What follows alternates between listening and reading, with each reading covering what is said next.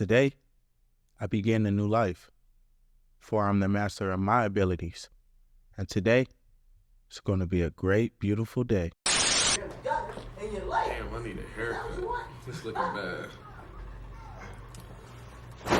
Oh, looper.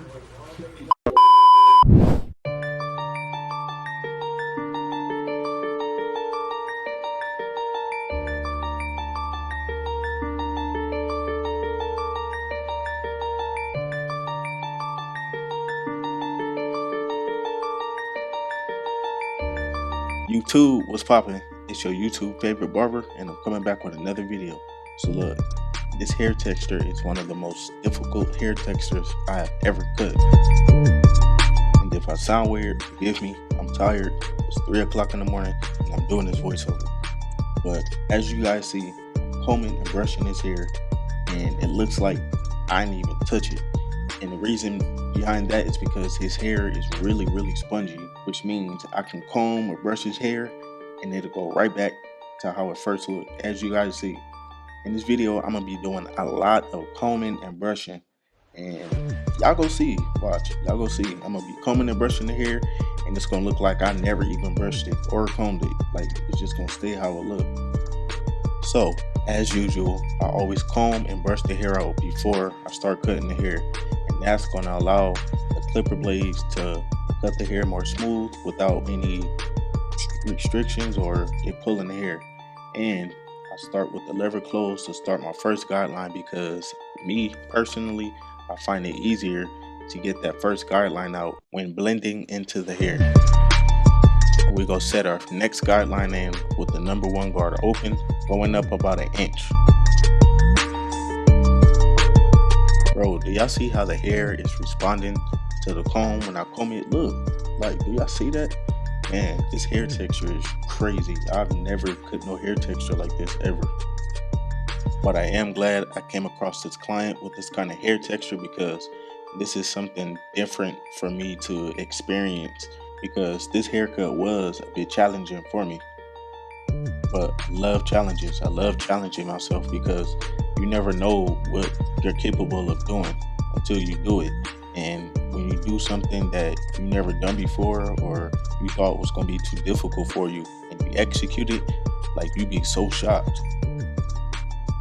Like, that what separates me from other barbers. Like, I step out of my comfort zone when it comes to doing certain things, especially when cutting hair, because a lot of people, they like to run away from things or avoiding certain things that they're not used to doing or being around. But me, when something new approach or comes my way, I like to see if I can beat it or figure it out or do it. And 9 times out of 10, I'm gonna do it, like, because, you know, like I said, I love challenging myself. And it's always good to test yourself to see if you're able to go above or beyond what you usually do, or something that you're not used to. So y'all see me going over this hair multiple times, and that's because the hair is not doing what I want it to do. I mean, it is, but it's a slow process. So I'm just working that line out between the lever open no guard and the 1 guard closed. So with this hair texture, I found you have to make your guidelines smaller. So with my guidelines, I usually make my guidelines about 1 inch thick. But this kind of hair texture, you have to set your guidelines in smaller than 1 inch. You can go about 1/2 inch or a little more than 1/2 inch. But in order for you to be able to get a nice clean fade, or better than what I did, set your guidelines smaller. Because if you set your guidelines in, like, as you can see, the hair, like, the fade is gonna keep rising. It's gonna keep going up, and it's eventually gonna look bald. And that's something you don't want. I was able to fix it and manipulate it, but for future references for myself, and I'm telling you guys right now, set your guidelines smaller. Set smaller guidelines, about 1/2 inch, with this spongy hair texture. So if you ever come across this kind of hair texture, that's what you do to achieve a nice blend. I did the same thing in the back. Cut his hair the same way I cut everybody's hair. And that was a life lesson for me when cutting hair. You can't cut everybody hair the same. So when coming across these different hair textures, you have to create a fading technique that'll work for that person's hair, if that makes sense. So to be specific, this client, he's Nigerian, and all the Nigerian hair I cut, it seems like all of their hair texture is like this. And don't get me wrong, I'm not bashing their hair. I'm just saying that they have like a really spongy hair texture. Hey, it's almost 4 in the morning and I hear my neighbors knocking boots. Somebody get me back, bro. Wait, why am I whispering? But anyway, the first Nigerian I ever cut, his name is Uchenna Nwosu. He played football for USC, linebacker. He got drafted to the Los Angeles Chargers. And when I first cut his hair, like his hair wasn't like this, but it was spongy. But when I first cut his hair, I noticed like when I was fading or blending his hair, like the fade or the blend, like it'll keep rising. And I'm like, what the heck? Like, why is his hair doing that? So as I continued to cut his hair more and more, I started to realize that I needed to set my guidelines lower and smaller. So by me doing that, I was able to achieve a better blend and a better looking haircut. I want to know in the comments, what race was the toughest hair texture you ever had to cut? Don't be in the comment section being all crazy, talking about African hair and the KD hair and all that. Y'all be wildin'. Y'all see me slowly but surely knocking those lines out, knocking those guidelines out. And I ain't gonna lie, this took me a little minute to do because I wanted to make sure this hair was perfect and blended to a T. And I wasn't gonna record this, but I'm like, nah, I want my supporters to see this because these barbers, they be posting or uploading videos of people with perfect hair textures or like mixed or softer hair textures, and they never show this kind of hair texture because this hair texture is not easy to blend. So I wanted you guys to see my process of me blending and fading this kind of hair texture. Like, I want y'all to see that there is hair textures out there that's like this, that's not easy to cut, and not everybody hair texture is like Puerto Rican hair texture or a mulatto hair texture. Like, this hair texture right here will expose like who really know how to cut and blend hair, because all hair textures are not the same.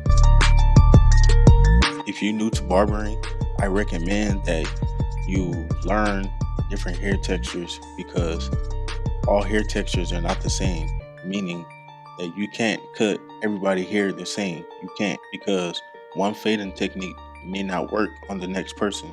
So you have to make sure you know and study different hair textures and come up with different fading methods to be able to know how to execute or attack a certain hair texture, so you won't be lost or confused on how to blend certain hair textures. And also, this goes to any hairstylist, any barbers. This is crucial when dealing with hair. Always make sure you analyze the hair, analyze the scalp, check the hair, check the scalp for any bumps, bruises, any lice, anything, because you don't know what that person may have in their hair. Let me give you a little story time. So when I was in barber school, this boy came in with his parents and he had long hair. I mean, like long hair to the middle of his back. And he came in and he was like, oh, I want to cut all my hair off. I'm getting tired of it. It's just too much. And the parents came in, they was like, yeah, it's just too much hair. We want him to have it all cut off. And I was like, okay, what kind of hairstyle are you looking to get? And they were like, oh, you can cut it really low with the one guard, like just cut it all off. And I didn't think nothing of it. I'm excited because I'm in barber school. You know, I'm already being looked at by all the other barbers because I already knew what I was doing. So I started working on his hair, and his hair was still kind of wet. I thought he washed his hair, but it was from him sweating. But he had like his hair in a bun. So I began to like run my fingers. Mind you, I had gloves on, but I started to run my fingers through his hair to cut it because I was going to part it into fours, and then I was just going scissors and snip, and then cut the hair. So I parted the hair, and instantly there was like this really, really bad smell. And I'm like, what the heck is that? And I look, and it was his hair. And as I start to look deeper into his scalp, kid you not, his whole scalp was covered in lice. And I immediately dropped my comb, stepped back, and literally ran to the bathroom to go wash my hands because I couldn't believe that they brought him in here knowing he had lice in his hair and wanted me to cut it. And I started throwing up, and then the instructors from the barber side and the cosmetology side, they were like, oh, what's going on? What's going on? And I'm like, those people over there that came in here with their kid told me to cut all his hair off. And as I was about to cut his hair, his whole scalp was full of lice. So they said, no way, no way. And I told them I couldn't do it. I'm not cutting his hair. I'm not doing it. And they was like, okay, hold on, let us check. So they went to go check, and they came back and they were like, yes, his head is full of lice. We're going to send them off. We're going to tell them we can't do it, and you're going to be fine. Just wash your hands, throw the gloves away, and clean your tools. And I went to go do that, and I walked back to the barber area where I was cutting his hair, and the parents was like, oh, I'm sorry, we knew he had lice, and we just wanted to get rid of it and get it cut, and we should have told you. And I'm like, and my family's life? Can you comprehend that? You don't even know why you don't like me. Tell me why. You don't know why. Because you don't know me, James. Walk. You think I never walk? Come on, I'll walk. You think I'm a beg me? Don't beg me. I'll walk. James. James. Can you listen to me right in the front seat, please? Shut up. Before I tear you in the mouth. That's a real.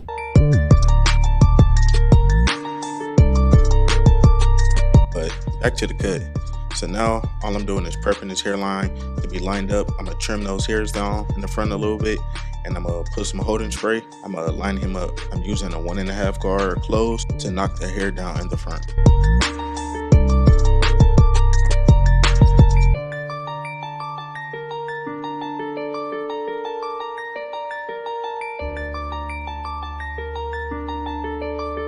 Now, I know y'all looking at the taper like, man, what is that? That taper is not clean. It's not blended. It look weird. Bro, I'm not done yet. Let me cook, all right? I'm gonna get it right. And this is what I mean when I say everybody haircut is not gonna come out the same. It's not gonna look the same. You see his hair is light in certain areas. Usually when you do the lineup around the ear, it's darker, but the way his hair is and his hair texture being so spongy, you know, it's lighter in certain areas, so it's not going to come out dark. So you have to do certain things that's going to allow you to achieve the haircut that you're trying to achieve. As I always say, you want to always make sure you keep the hairline natural, whether it's in the front or you're doing the sides.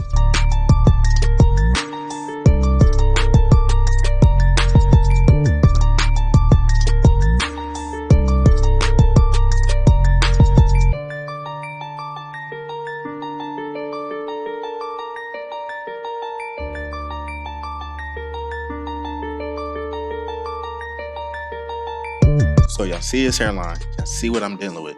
All right, I don't know who was cutting his hair before, but he told me, he said, bro, please don't push my hairline back, keep it as natural as possible. The last barber I was going to, he was jacking my hairline up, so please keep it natural as possible. I know it's slanted, I know it's not going to be even, but just keep it as natural as possible.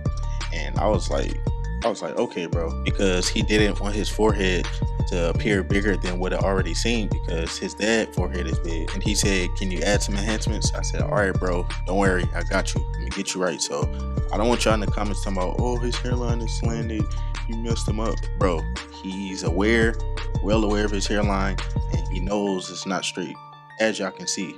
So y'all chill in the comment section, man.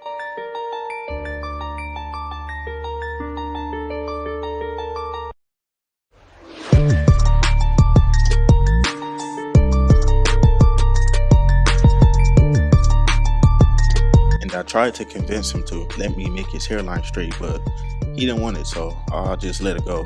So as you can see on his left side, the corner is lighter than the rest of his hair.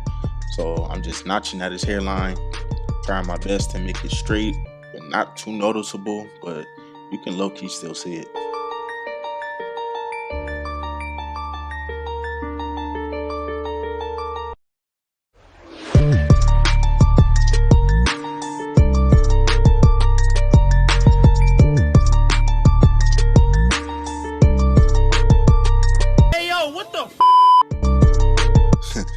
trying to tell y'all, man, but once I put the enhancements on, you're not gonna even notice it, because you know that's what I do. I make the impossible possible to the best of my ability. And when y'all applying enhancements, make sure y'all putting a little bit on at a time, not spraying a whole bunch. The point is to make it look natural and crispy. Some of y'all be doing too much and overdoing it and making it look super dark and thick. Like, no, just put a little bit on. Don't nobody want to walk around looking like Jermaine Jackson. Now this is where the haircut is going to tie together. Remember before I was like, the haircut look weird and it's not blended right? Doing this right here is what's going to bring the haircut together. All I'm doing is cutting the hairs that's hanging over, because like I said before, the way his hair is really spongy, and I don't want to keep bringing the fade up. If I would have tried to blend that area out that I'm freehanded with the guard, the fade would have just kept going higher and higher, and then at that point he would have been getting a bald fade, and he didn't want that. So I'm just notching at the hairs that's hanging over, and I'm thoroughly blending it. And he wanted the sides to stick out a little bit. He wanted that mushroom look, because if I would have blended it the way I wanted to, it would have looked like a mohawk, I guess. I don't know, but he wanted the sides to stick out a little bit. So that's why it's not fully blended. He wanted that Duke starting 5 type of hairstyle. I know I keep talking, but I'm so glad I learned how to use the straight razor, because when I first used the straight razor, like, I literally cut somebody's skin. Like, their skin was low-key hanging, and I was traumatized from it. But as I watched more and more YouTube videos of barbers, and this was before enhancements became a thing, I watched how much cleaner the hair came out by using a straight razor. So I practiced with a balloon and some shaving gel, and once I got comfortable enough to start using the razor again, that's when I started to use the razor again. So this is pretty much the end of the video. If you made it this far, I just want to thank you. I really appreciate you for liking, commenting, and subscribing to my channel. Even if you're not subscribed, if you're just watching, I still appreciate you. Even though I would like for you to subscribe, I still appreciate you. And I just want to thank all you guys for supporting me and supporting the channel. And we're going to continue to grow. Leave a comment below letting me know what you guys think. And shoot, that's the end of the video. Until next time, y'all, I'm out. Peace.